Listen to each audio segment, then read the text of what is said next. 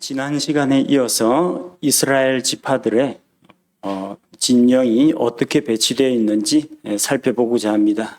지난 시간에 우리가 살펴본 것은 동쪽 진영 그리고 남쪽 진영에 대해서 살펴보았습니다. 동쪽 진영에는 유다 지파를 중심으로 좌우로 두 지파가 있었고요. 남쪽 진영에서는 루벤 지파를 중심으로 좌우에 또 두 지파가 있었습니다. 오늘은 이제 서쪽과 북쪽에 대해서 살펴볼 텐데, 이 두 지파, 그리고 동쪽 진영에 있는 지파들, 남쪽 진영에 있는 지파들, 그리고 서쪽과 북쪽에 있는 지파들이 성막을 에워싸고 있습니다. 근데 이 동쪽과 남쪽 진영이 출발할 때는 동쪽, 남쪽 출발합니다. 그 다음에 서쪽, 북쪽이 출발합니다. 그 가운데에서 이제 레위 지파들이 성막을 메고 이동합니다. 그래서 오늘 서쪽과 북쪽 지파를 소개하기에 앞서서 17절에 이런 말씀이 나오죠. 그 다음에 회중의 성막이 레위 사람들의 진영과 함께 그 진영의 한가운데에서 앞으로 나아가되 그들이 진을 치는 대로 그들이 각각 자기 위치에서 자기들의 군기 옆에서 앞으로 나아갈지니라. 자, 그 다음에라고 했습니다. 그 다음에라는 것은 그 위쪽에 나오는 남쪽에 있는 지파들을 이야기합니다. 남쪽에 있는 이제 루벤 진영을 이야기합니다. 자, 전체 배치가 어떻게 되어 있는지 한눈에 알아볼 수 있도록 배치도를 여러분에게 나눠드렸습니다. 참고하시기 바랍니다. 자, 위쪽이 북쪽이고요. 아래쪽이 남쪽이고, 여러분 보고 계신 쪽에서 오른쪽이 동쪽이고 왼쪽이 서쪽입니다. 일반 지도하고 방위표가 같습니다. 자, 지난 시간에 우리가 동쪽에 있는 진영들, 유다 지파를 중심으로 두 지파가 있다고 했죠. 그래서 유다 지파가 성막을 향해서 보고 있을 때 그 기준으로 오른쪽이 이사갈, 왼쪽이 스불론 지파가 됩니다. 그리고 남쪽은 성막을 중심으로 남쪽이 루벤 진영입니다. 중심 지파가 루벤 지파이기 때문에 그냥 루벤 진영, 남쪽 진영 그렇게 부릅니다. 루벤 지파가 성막을 향해 바라보고 있다고 가정했을 때 그 오른쪽이 시므온 지파, 왼쪽이 갓 지파가 됩니다. 성막은 그 가운데 있습니다. 성막의 배치를 보면요, 성막에 레위의 아들들이 각 가족들 단위로 이렇게 성막을 중심으로 해서 진을 치고 있습니다. 성막 북쪽에 무라리 가족들이 있습니다. 무라리 족속의 가족들입니다. 그리고 성막의 서쪽에 게르손 족속의 가족들이 있습니다. 레위의 후손들입니다. 그리고 성막을 기준으로 남쪽에 고핫 족속의 가족들이 위치하고 있습니다. 그리고 성막 동쪽에는 성막의 문이 있다고 했죠. 거기에는 모세와 아론과 아론의 아들들, 제사장들이 위치하고 있습니다. 이 가운데에 있는 성막에 있는 레위 지파의 배치에 대해서는 민수기 3장에서 레위의 가족들을 계수한 것과 또 그 가족들을 단위로 맡은 임무 그리고 진을 치는 위치에 대해서 별도로 다시 살펴보도록 하겠습니다. 자, 오늘 살펴볼 지파들은 이제 서쪽과 북쪽입니다. 서쪽은 배치도에서 보는 것처럼 에브라임 진영입니다. 에브라임 진영인데 오른쪽에 므낫세, 왼쪽에 베냐민이 됩니다. 자, 에브라임이 지파가 성막을 향해 바라보고 있을 때고 오른쪽이 므낫세고 왼쪽이 베냐민이 되는 거죠. 자, 북쪽은 단 진영입니다. 단 진영이 성막을 바라볼 때 성막을 바라보고 있을 때 그때 단의 오른쪽에 아셀 지파가 있고 단의 왼쪽에 납달리 지파가 위치하고 있다는 겁니다. 그래서 17절에 보면은 이 회중의 성막이 레위 사람들의 진영과 함께 출발한다고 했는데 동쪽과 남쪽이 출발한 다음에 레위 사람들이 출발하고 그 다음에 서쪽과 북쪽이 출발한다는 이야기입니다.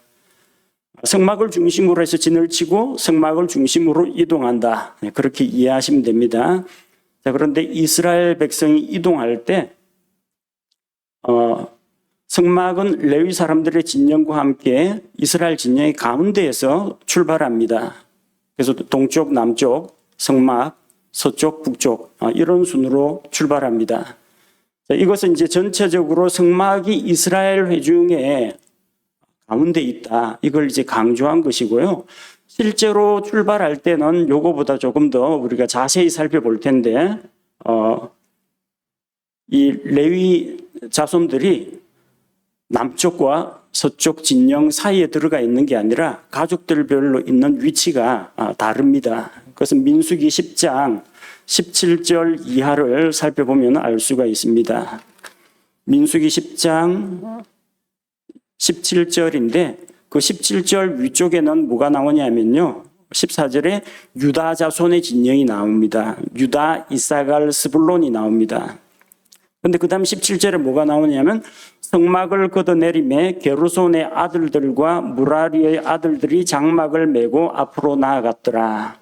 이 성막을 걷어서 장막을 메고 나아가는 게르손과 무라리가 있습니다. 이쪽은 성막의 덮개 종류하고 성막의 골조 이것을 나누어 맡아가지고 먼저 나갑니다. 누구보다 먼저 나가요?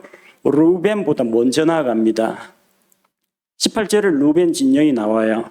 르우벤 진영의 군기가 그 다음에 나갑니다. 르우벤 진영 앞 뒤에 레위의 가족들이 가는데 앞쪽에는 게르손과 무라리고요. 그 다음에 고핫 족속이 나오죠. 21절에 보면은 민수기 10장 21절에 보면은 고핫 족속은 성소를 메고 앞으로 나아갔고 그들이 이르기 전에 다른 이들이 성막을 세웠더라. 그 다음 22절에 서쪽에 있는 에브라임 진영이 등장하게 됩니다. 이런 순서예요. 그러니까 레위 지파가 한 군데 뭉쳐가지고 이동한 게 아니라 성막의 덮개, 성막의 골조, 성막 안에 있는 성소 안에 있는 기물들을 메는 고핫 족속이 뒤에 르우벤 지파의 뒤에서 따라가고 장막과 그 장막 골조를 맡은 레위의 가족들은 르우벤 지파의 앞쪽에서 갑니다. 이렇게 하는 이유는요. 그 맨 앞쪽에는 뭐가 갑니까? 동쪽 지파보다 더 앞쪽에는 언약궤가 갑니다. 언약궤가 다니면서 길을 먼저 찾으면은 어디에서 멈춰야 될지, 어디에 진을 쳐야 될지 그것을 알 수가 있습니다. 제사장들이 언약궤를 메고 나아가는데 이스라엘 진영의 가장 앞에서 언약궤가 나아갔습니다. 나중에 이제 민수기 10장 33절에서 보면요.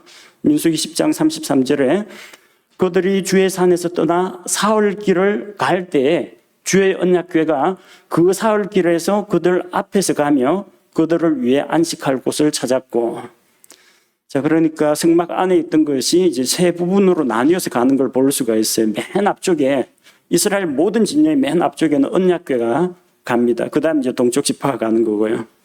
그 다음에 남쪽 지파인데 남쪽 지파 르벤 앞쪽에 게르손 무라리가 있고 르벤의 뒤쪽에 고핫이 있습니다.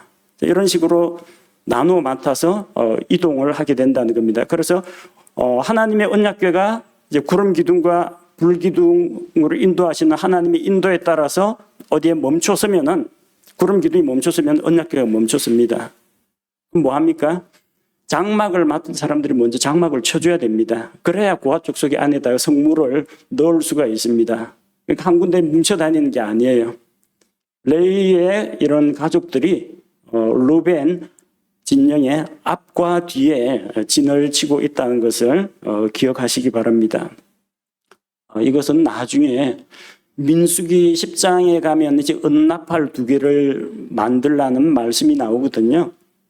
그 나팔을 불어가지고 소집을 하기도 하고 진영을 출발시키기도 합니다. 그때 출발하는 순서를 우리가 다시 살펴볼 텐데 그 내용은 10장에 가서 다시 한번 언급하도록 하겠습니다. 그래서 이스라엘 백성은 진을 칠 때에도 성막을 중심으로, 그리고 행군을 할 때에도 하나님의 인도하심을 따라서 그들이 이동을 했다는 겁니다. 항상 하나님께서 그들보다 앞장서서 가셨고 그래서 언약궤를 맨 제사장들이 선두했었고 또 성소의 각종 기구들을 맡은 자들이 이스라엘 회중의 가운데 머물러 있었다는 겁니다. 이런 내용을 기억하시고 오늘 서쪽 진영 그리고 북쪽 진영을 살펴보겠습니다. 자, 서쪽 편의 진영은 18절, 19절에 보는 것처럼 이제 에브라임 지파입니다.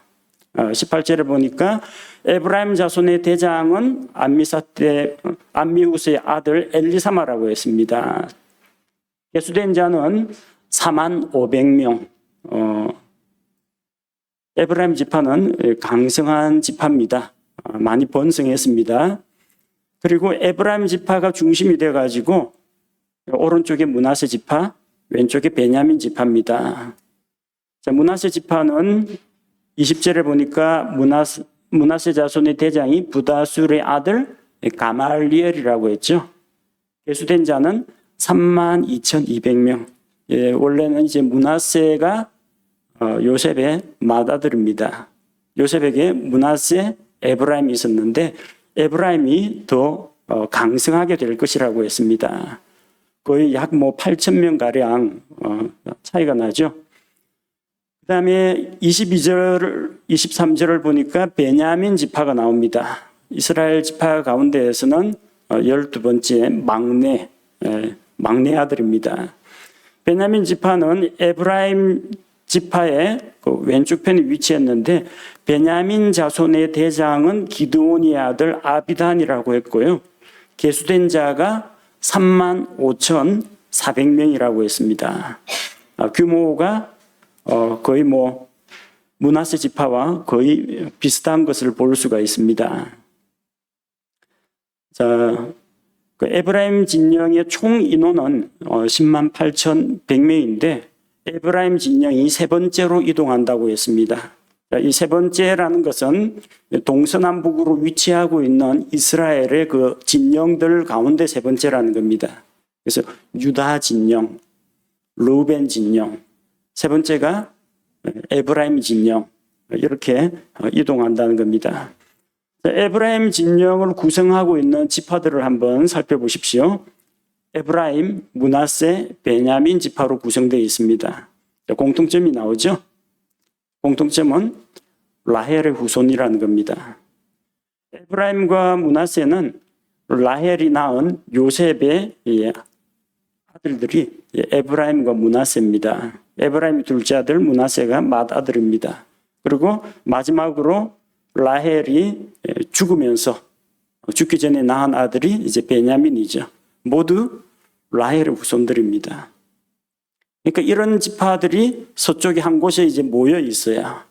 그러니까 배다른 자식들하고 같이 이제 섞이지 않고 이 라헬의 후손들만 모여 있으니까 같은 어머니의 자손들 아닙니까? 아버지도 같고 어머니도 같아요. 그러니까 아마 요 안에서는 지파 간의 다툼이나 어떤 경쟁이나 시기나 이런 것들이 상대적으로 덜 했을 것으로 보입니다. 그래서 하나님께서 이렇게 지파들을 동서남북으로 배치하는 데는 나름대로 이런 점들을 많이 배려했다라고 생각하시면 됩니다. 그 다음으로 우리가 살펴볼 것이 이제 북쪽 편의 진영입니다. 북쪽 편의 진영에는 중심이 되는 지파가 단 지파. 그래서 단의 진영 그렇게 부릅니다. 그 안에 두 지파가 더 들어가 있습니다. 25절과 26절에 보니까 단 자손의 대장은 암미사대의 아들 아히에셀이라고 했고요. 계수된 자의 숫자는 62,700명. 숫자가 제법 많죠. 단 지파가 이렇게 강성했던 것을 볼 수가 있습니다. 그런데 나중에는 단 지파가 점차 세력이 줄어들고 또 몰락하게 됩니다. 그 이유는 단 지파의 이제 우상 숭배 때문에 나중에는 세력이 줄어듭니다. 단 지파의 오른쪽으로는 아셀 지파가 있습니다. 아셀 자손의 대장은 오그란의 아들 바기엘이고 계수된 자는 41,500명입니다. 그리고 단을 중심으로 해서 성막을 바라볼 때 왼쪽에 있는 지파가 납달리 지파입니다. 납달리 자손의 대장은 에난의 아들 아히라라고 했고요. 계수된 자는 53,400명입니다. 북쪽 편의 진영도 이렇게 해서 세 개의 지파로 구성이 되어 있습니다. 이 북쪽에 있는 단 진영의 총 인원은 15만 7,600명이라고 했습니다. 서쪽 편보다도 오히려 더 숫자가 많고 또 막강한 부대입니다. 단 진영은 이스라엘 진영에 출발할 때 네 번째로 출발합니다. 맨 뒤에 출발합니다. 그리고 그 안에는 단과 아셀과 납달리 이렇게 지파들이 구성되어 있습니다. 공통점은 야곱의 아내들 가운데 여종의 후손들입니다. 단과 납달리는 이제 빌하의 후손이고요. 아셀은 실바의 후손입니다. 그런데 우리가 볼 수 있는 게 갓이 빠졌죠. 갓은 어디에 가 있냐면 루벤 지파의 옆쪽에 가 있습니다. 지난번에 말씀드린 것처럼 같은 어머니가 데리고 온 여종, 그 소생이기 때문에 갓은 루벤과 같이 있습니다. 자, 이렇게 해서 한 진영도 나름대로 이제 공통점이 있어요. 정실 부인인 레아의 소생도 아니고 또 야곱이 가장 사랑하던 라헬의 소생도 아니고 그 여종들의 소생들로 구성되어 있어서 아마 자기들끼리로 어떤 동병상련 같은 나름대로의 어떤 뭐라고 할까요? 아픔 같은 것들을 공유하고 있는 또 그런 집단들입니다. 그러나 뭐 이런 야곱의 네 아내가 낳은 그 아들들, 각기 어머니가 다른 이런 아들들로 구성되어 있는 이스라엘의 12지파지만 이 12지파 전체의 공통점, 누구의 뭐 아들이다, 어머니가 누구다 이런 거 제외하고 전체의 공통점이 있습니다. 그것은 하나님께서 택하신 백성이라는 겁니다. 하나님의 백성이라는 겁니다. 여러분, 우리 그 교회 안에서도 편의상 섬김을 위해 가지고 혹은 연령별 모임을 위해서 또 혹은 말씀 나눔을 위해서 각기 조 편성을 합니다. 그러다 보면은 아마 연령별로 나누면은 뭐 학생회가 따로 있을 테고 청년회가 따로 있을 테고 젊은 부부가 있을 테고 젊은 형제들이 있을 테고 나이 든 형제들이 있을 겁니다. 제각기 공통점들이 있죠. 그리고 그 조와 다른 조를 구별하는 차이점이 존재합니다. 나이라는 장벽이 있습니다. 또 뭐 다른 방식으로 또 나눌 수도 있을 겁니다. 여러 가지 형태로 우리가 조를 편성하고 그러는데 뭐 성도들 가운데 연세가 많으신 분도 있고 어린 학생들도 있습니다. 형제들이 있는가 하면 자매들이 있습니다. 뭐 우리 아주 편하게 우리 성도들 나누려면 형제팀, 자매팀 이렇게 나누면 됩니다. 각기 성별로 나눌 수도 있다는 거죠. 근데 나이로 나누건 성별로 나누건 혹은 비슷한 관심 분야로 나누건 어찌됐든 간에 한 가지 공통점이 있어요. 그것은 우리가 예수 그리스도 안에서 하나라는 겁니다. 다 같은 하나님의 자녀들이라는 겁니다. 한마음 침례교회라는 이 공통된 우리의 신앙 공동체 안에 있는 각 몸에 속한 한 지체들이라는 겁니다. 그런데 조직은 나름대로 이제 필요합니다. 왜냐면요, 우리가 어떤 일을 할 때, 예컨대 섬기는 일을 할 때, 주방에서 섬기는 일을 할 때, 자, 밥, 반찬 이거 준비하는 거, 이거 어린 학생들을 시킬 수도 없고 청년들 시킬 수도 없고 형제들을 시키면 전부 다 자기 부인들한테 맡길 겁니다. 결국 누가 합니까? 나이 드신 자매님들이 하게 되거든요.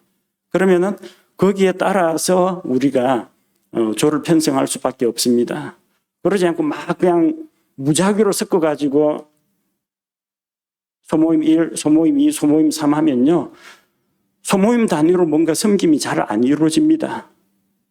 할아버지도 있고 청년도 있고 학생도 있고 자매도 있고 형제도 있고 이러 되면요. 그건 나중에 나눔이나 무슨 운동회나 게임할 때는 그렇게 나누는 게 필요할지 모르겠지만 조직적으로 뭔가 섬기고 일을 하는 데에는 그런 식으로 마구잡이로 뒤섞으면 안 된다는 거죠.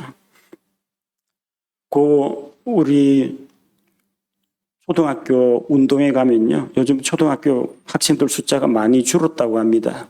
제가 학교 다닐 때는 1학년이 1반부터 12반까지 있었고 한 반이 72명이었습니다.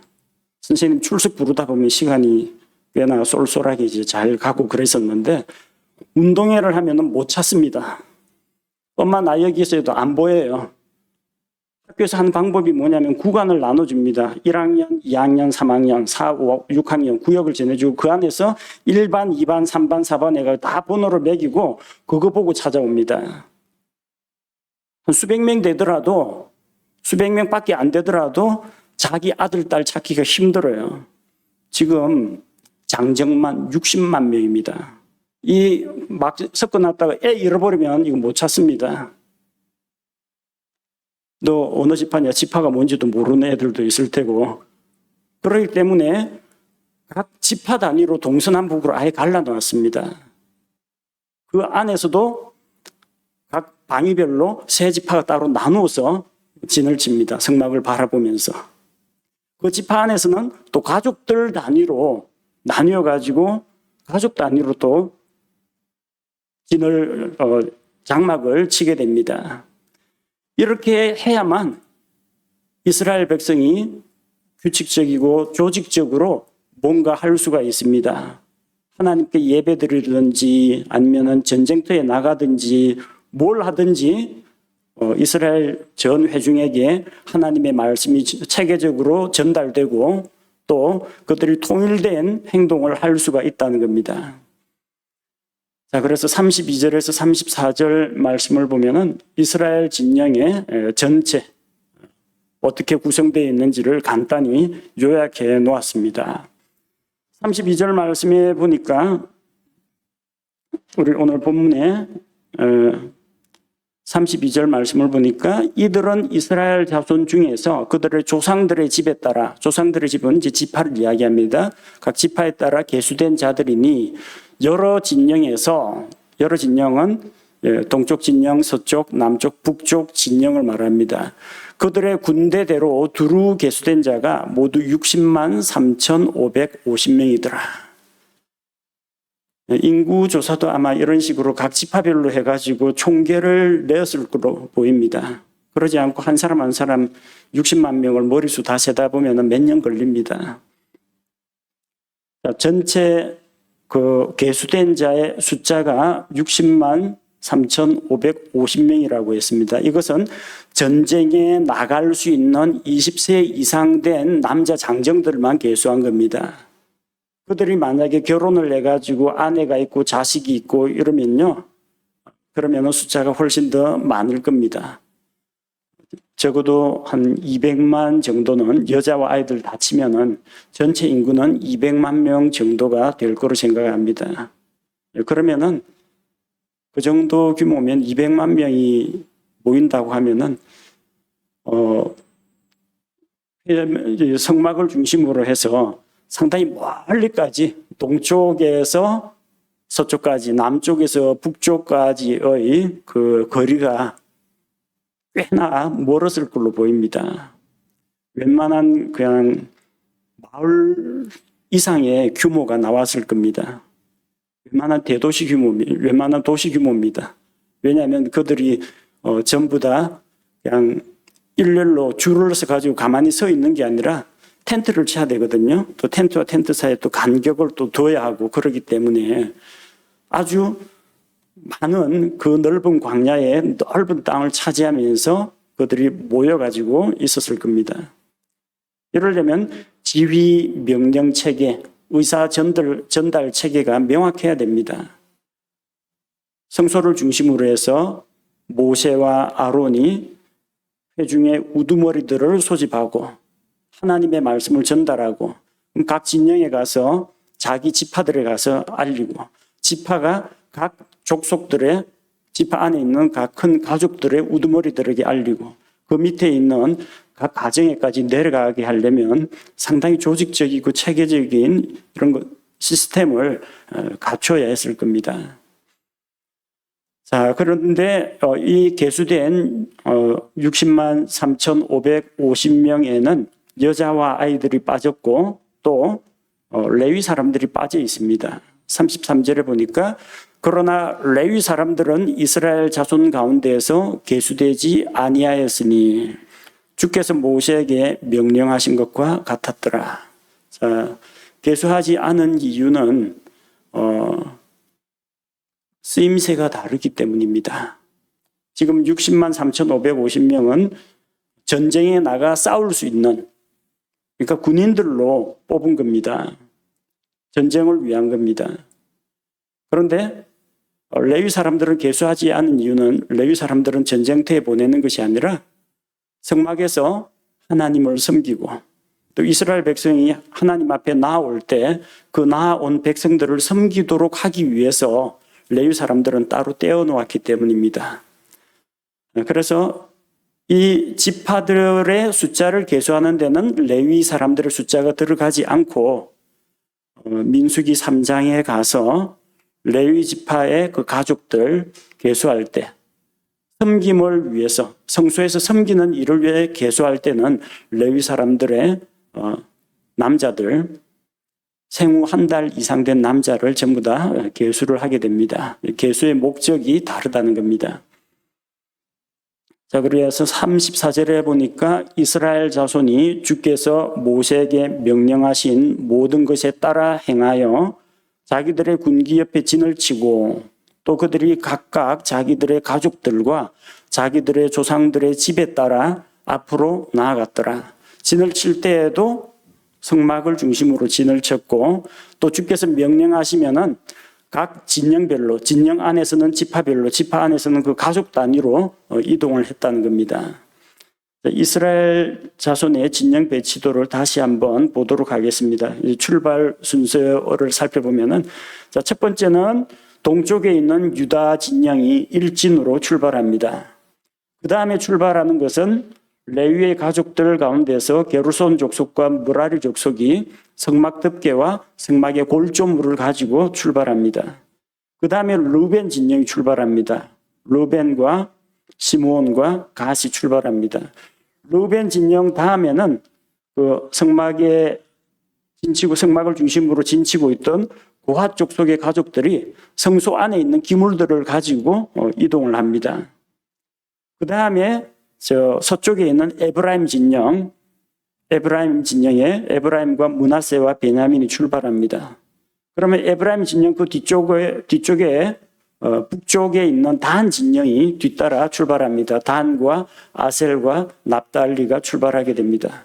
그리고 행군을 할 때는 맨 앞에는 항상 하나님의 언약궤가 그들보다 앞서가면서 가야 할 방향을 지시하고 또 어디에 머물러야 할지 알려주었습니다. 자, 오늘 말씀들을 우리가 살펴보면서 몇 가지 더 정리해 보고자 합니다. 에브라임 지파는 그 이름의 뜻이 창대하다, 창성하다 그런 뜻입니다. 그래서 다산하고 번성했던 것을 볼 수가 있습니다. 원래 므낫세가 형인데 야곱이 손자들에게 기도할 때 요셉의 아들들을 데려와서 기도할 때 손을 어긋나게 올려가지고 차남에게 장자의 복을 주었습니다. 에브라임이 더 강성하게 되었고 나중에는 북이스라엘을 가리켜서 그냥 에브라임이라고 부릅니다. 그럴 정도로 북이스라엘 지파를 대표하는 지파가 되었습니다. 단 지파는 유다 지파에 이어서 두 번째로 번성했습니다. 그래서 나중에 상속유산을 받았는데 원래는 단 지파가 남쪽에 블레셋 사람들 있는 그쪽에 단 지파가 있었는데 땅이 좁아가지고 자기들의 상속 유산을 얻으러 저 북쪽으로 올라갑니다. 그래서 북쪽에 단 지파가 자리를 잡게 됩니다. 그쪽에 있던 원주민들을 몰아내고 자기들이 자리를 잡습니다. 제일 북쪽이 단입니다. 그래서 북쪽에서 남쪽까지라고 이야기할 때 우리 같은 백두에서 할라까지라고 이야기하는데 그쪽은 단에서 부엘세바까지. 부엘세바는 그 사막으로 들어가는 최남단에 있습니다. 단 지파가 그만큼 이제 번성했다는 겁니다. 그런데 요한계시록에서는 단 지파가 빠져 있죠. 봉인된 자 14만 4천 명에서 단 지파는 빠져 있습니다. 이것은 아마도 단 지파의 범죄. 그들이 북쪽으로 가서 거기에서 이제 그 지파가 적국에게 사로잡혀 갈 때까지 계속해서 미가가 만든 그 우상을 숭배하기 때문에 그들이 하나님으로부터 징계를 받은 것으로 보입니다. 이스라엘 백성은 하나님의 성막을 중심으로 장막을 치고 살았습니다. 그리고 성막을 중심으로 행군을 했고 하나님의 언약궤의 인도를 받아가지고 앞으로 나아갔습니다. 이것은 우리가 광야 같은 인생길을 살아갈 때 어떻게 살아야 할지를 보여줍니다. 광야에는 길이 없습니다. 어느 쪽으로 갈 건지 선택해야 됩니다. 우리 인생의 앞길에 뭐가 기다리고 있는지 모릅니다. 지금 이게 잘 되고 있는데 계속 잘 될지, 다른 것이 잘 될지, 내 앞에 어떤 위험이 있을지, 혹은 갑작스러운 질병이나 사고나 재난이 닥칠지 우리는 전혀 알지 못합니다. 그러자면 인도자가 있어야 됩니다. 광야 생활 가운데에서 40년간 하나님께서 이스라엘 백성을 구름 기둥과 불 기둥으로 인도하시고 언약궤가 앞장서서 나아가면서 그들의 갈 바를 알려주신 것처럼 우리 인생 여정 가운데에서도 하나님의 성령께서 우리 마음에 들어와 계시고 또 성경 말씀으로 우리에게 하나님께서 교훈을 주시고 가르침을 주시고 분별력을 주시고 기도하는 가운데에서 하나님께서 우리의 삶을 다스리시고 인도하시는 것을 믿어야 합니다. 우리는 길을 알지 못하는 양들과 같습니다. 그래서 선한 목자이신 예수님께서 양들을 다 내어놓은 후에 목자가 앞서가면 양들이 그의 음성을 아는 고로 그를 따라간다고 했습니다. 예수님은 뒤에서 채찍을 휘두르면서 양들을 몰아가진 않습니다.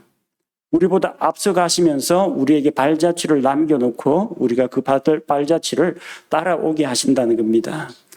광야 인생 여정에서 우리가 바른 길을 찾을 수가 있는 방법은 하나님의 인도를 받는 것입니다. 하나님께서 성경 말씀을 통해서 말씀하시고 성령님을 통해서 우리에게 감동과 동기력을 주시고 예수님께서 걸어가신 그 길을 우리가 따라갈 수 있도록 인도해 주십니다. 함께 기도하겠습니다.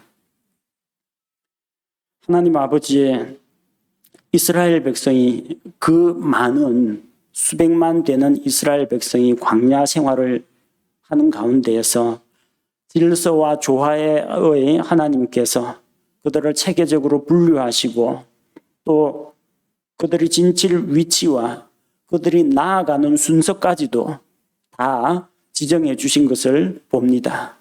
이렇게 하지 않았더라면 각 지파와 가족들과 아이와 여자와 노인이 다 뒤섞여서 큰 혼란을 빚었을 텐데 이스라엘 백성이 이렇게 규모 있는 그런 생활을 하면서 하나님의 인도를 따라 진을 치고 행진을 한 것을 우리가 기억합니다. 우리 삶 가운데에서도 우리가 주님을 중심으로 항상 진을 치게 하옵소서. 교회에서나 가정에서나 직장에서나 주님이 중심이 되어주시고 우리의 모든 행하는 일에 주님께서 친히 앞장서 가시면서 우리보다 먼저 가셔서 앞길을 예비하시고 우리에게 발자취를 남겨서 그 자취를 따라갈 수 있도록 우리의 발걸음을 인도하여 주옵소서. 그래야 할 때 광야 생활 살아가는 동안에 길을 잃지 않게 하시고 어긋난 길로 빗나가지 않도록 도와주시며 또한 함께 한 몸이 된 한 가족이 된 우리 형제 자매들과 보조를 맞추어서 한 목표를 향해 나아갈 수 있도록 인도하옵소서. 예수님의 이름으로 기도합니다. 아멘.